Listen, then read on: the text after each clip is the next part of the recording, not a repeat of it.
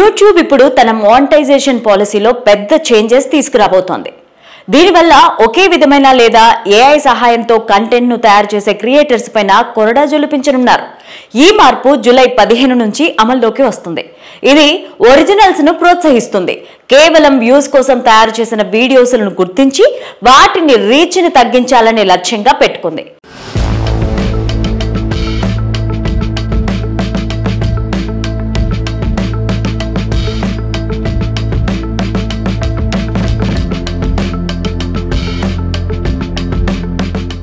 Google యాజమాన్యంలోని ఈ platform ఒక సపోర్ట్ పేజీలో దీనికి సంబంధించిన సమాచారాన్ని షేర్ చేసింది. యూట్యూబ్ పార్ట్నర్ ప్రోగ్రామింగ్ అంటే YPP కింద మాస్ ప్రొడ్యూస్డ్ రిపీటెడ్ కంటెంట్ ను గుర్తిస్తామని, రివ్యూ చేసే ప్రక్రియను మరింత కఠినతరం చేస్తామని తెలియజేసింది. యూట్యూబ్ ఎల్లప్పుడూ కూడా అసలైన ప్రామాణికమైన కంటెంట్ ను ప్రోత్సహిస్తుందని స్పష్టం చేసింది. దీన్ని మరింత ముందుకు తీసుకెళ్లేందుకు మరో అడుగు ముందుకేసినట్టు కంపెనీ పేర్కొంది.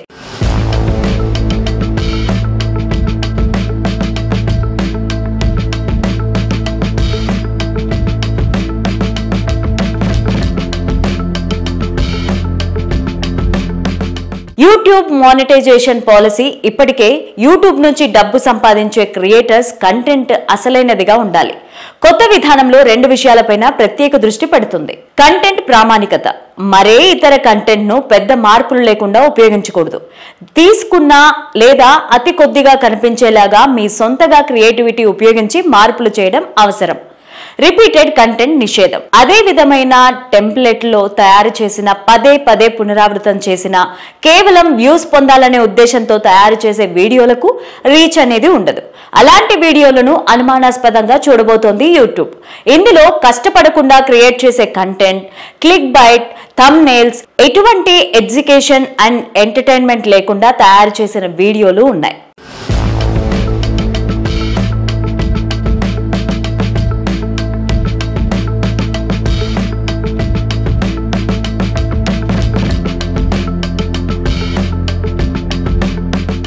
యూట్యూబ్ నేరుగా ఈ అంశాన్ని ప్రస్తావిస్తున్నప్పటికీ ప్రస్తుతం ట్రెండ్ ను పరిశీలిస్తే మానవ సహకారం లేకుండా వాయిస్ లేదా రియాక్షన్స్ ను జోడించిన ఏఐ రూపొందించిన వీడియోలు కూడా ఈ కొత్త నిబంధనల పరిధిలోకి వచ్చే ఛాన్స్ ఉంది.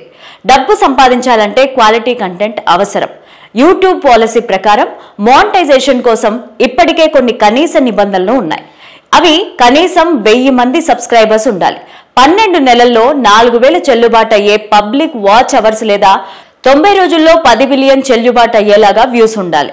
ఇప్పుడు ఈ నిబంధనలు పూర్తి చేసిన తరువాత కంటెంట్ నాణ్యత, ప్రామాణికత క్రియేటివ్ ని సంపాదిస్తారా లేదా అనేది నిర్ణయిస్తుంది.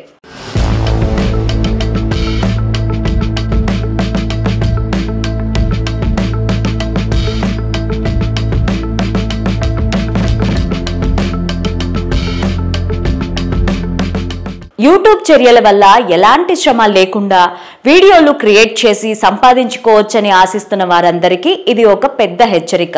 ఇప్పుడు శ్రమ, సృజనాత్మకత, అసలైన కంటెంట్ మాత్రమే ఈ ప్లాట్ఫామ్లో నిలబడగలుగుతుంది.